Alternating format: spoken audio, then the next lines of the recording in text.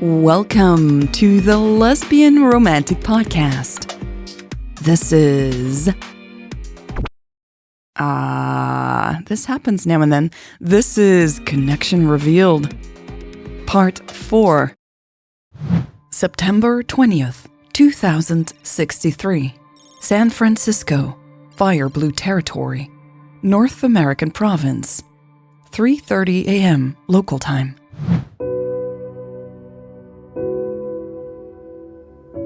The curtain wasn't entirely closed, and the moon lit up the room. Elle was lying on her side, fast asleep. The sheets had slid down to her hips. The moonlight reflected on Elle's pale skin, giving it a mysterious glow. Louise studied the lines of Elle's shoulder blades. Elle's hair was longer than usual, covering part of her shoulders and the pillow. Elle was so beautiful. It still took Louise's breath away. She swallowed slowly. Her chest tightened as she kept staring. They spent most nights together. Still, it felt like it had been a long time since Louise had really seen Elle like this. When did it change? Louise wondered. She thought of their first months together. They would make love as soon as they were alone. They'd talk for hours afterward, often until early morning. It had been a magical time. Louise knew that new relationship energy couldn't last. Gradually, real life had to take over again.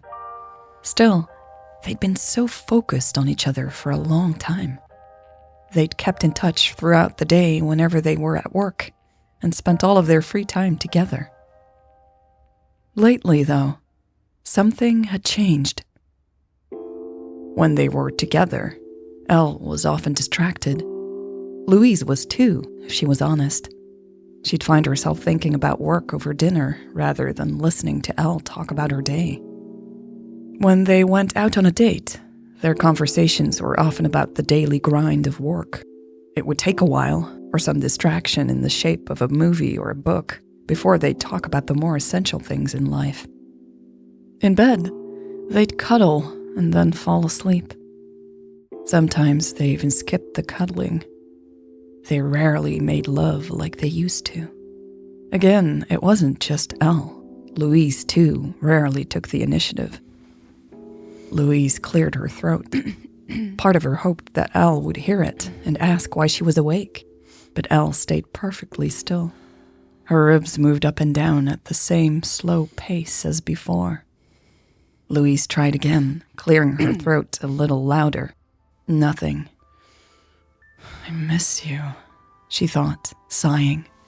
She reached for Elle, wrapping an arm around her and scooting closer. Elle's skin was cooler than she had expected. Louise closed her eyes as she rested her chin on Elle's shoulder. Elle murmured approvingly, pushing into Louise. Louise breathed in Elle's scent for a few minutes. The ache in her chest spread with every breath she took. She tightened her arm around Elle and moved even closer. Elle stirred in response. Are you okay? She asked, her voice hoarse from sleep.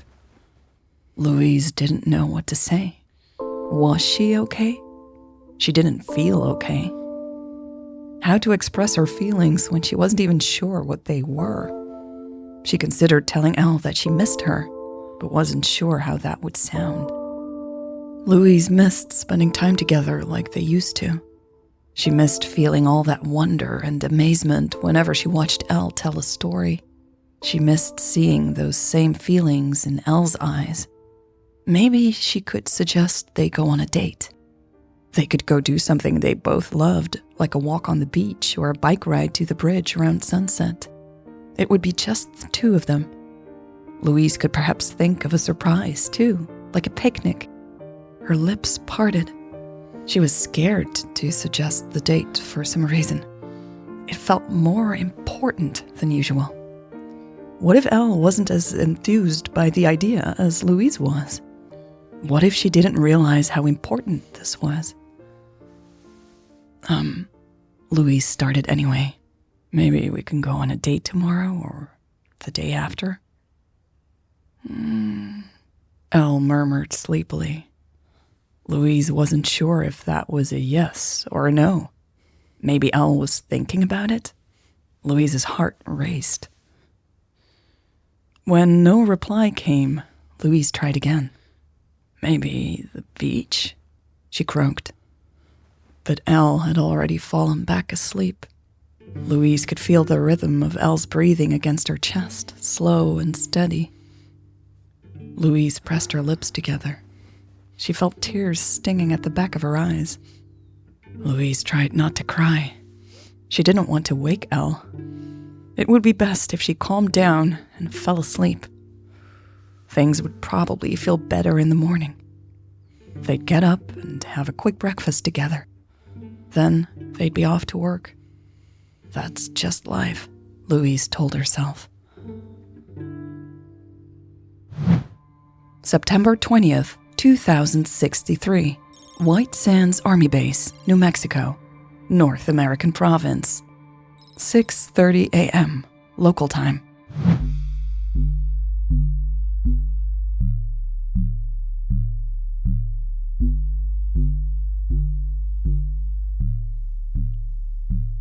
Michelle peered at the light above her head.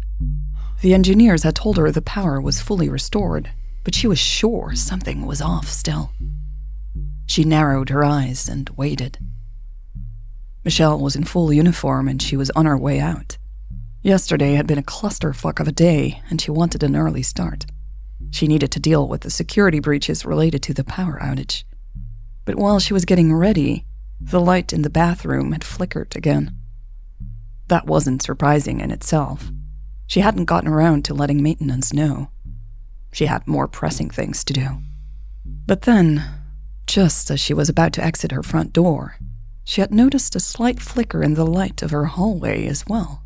This had stopped her dead in her tracks. It couldn't be a coincidence, right? Two lights malfunctioning at the same time all of a sudden. And so Michelle was waiting to see if it would happen again. She quickly glanced at her watch. She'd been standing here for about 10 minutes now. She couldn't do this much longer. Just 5 more minutes, she told herself. Michelle chewed on her lower lip. Her eyes hurt from staring at the light, even though she held up a hand to block most of it. She knew she should probably let it go for now, but she just couldn't. A loud knock made her jump. She covered her heart and glared at the door. Who on earth had startled her so? She didn't have neighbors on this floor. No one was supposed to be able to just knock on her door.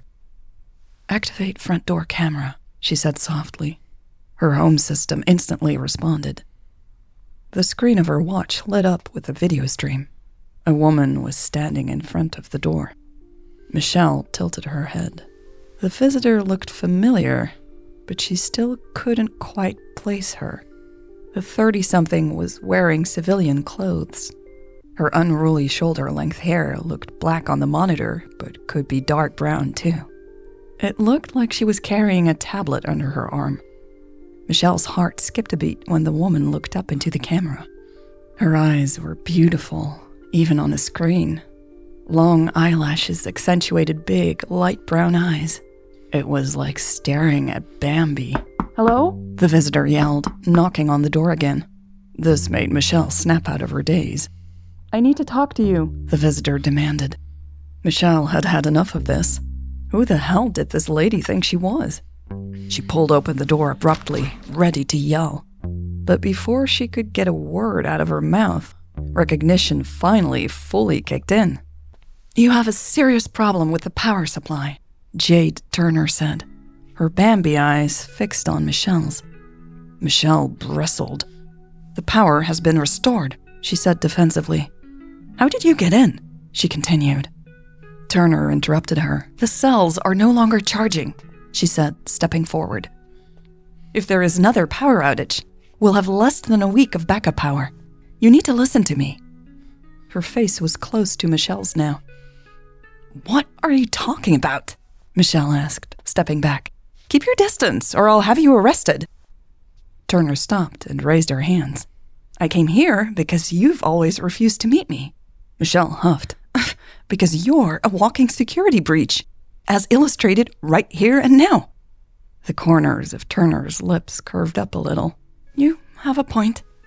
Turner's smug expression angered Michelle even more. You need to leave. I'll have my assistant set up a meeting with you. This can't wait, Turner insisted. You can start packing your bags in the meantime, Michelle sneered. It was Turner's turn to huff. You're kicking me off the base? I am, Michelle said.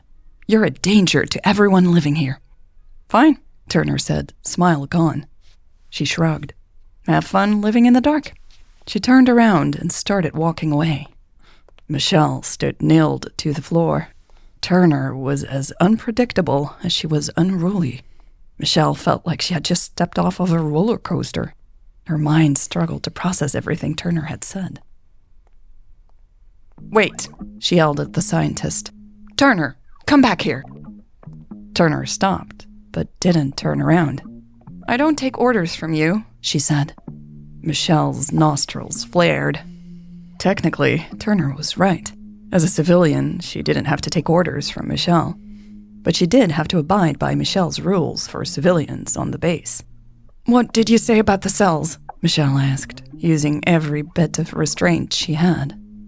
If Turner had valuable information about the base's power supply, Michelle couldn't ignore what she was saying just because the woman insisted on acting like a rebellious teenager all the time. Turner looked over her shoulder. Can I come in? No fucking, Michelle started to say, but then stopped herself. Is it really necessary? It is, Turner replied, finally turning around. Michelle thought for a long moment. Protocol demanded Turner come into Michelle's office for a meeting. Why was she even considering letting this woman enter her apartment? Right then, above their heads, the light flickered. Michelle's eyes snapped up to the ceiling. See? Turner said. That's part of your problem. My problem? Michelle asked. Your problem if you kick me off the base, Turner quipped. Our problem if you let me in and let me explain what's going on. Michelle's eyes narrowed as she held Turner's intense gaze. All right, she relented. Come in. This was part 4 of Connection Revealed. Thank you to all the fellow romantics who help keep me going. This is a listener-funded podcast, and when I release a new episode, it is made possible with the help of fellow romantics around the world. So thank you. I'm also currently working on an extra scene, a Halloween scene. It should be out and available on the website. For patrons, I'll keep that blooper in. Go check out the extra scene. All right, that's all for this week. Thank you for spending time with me. It's always a privilege. Thank you for listening to my work. And I will see you soon for another episode of The Lesbian Romantic. Bye.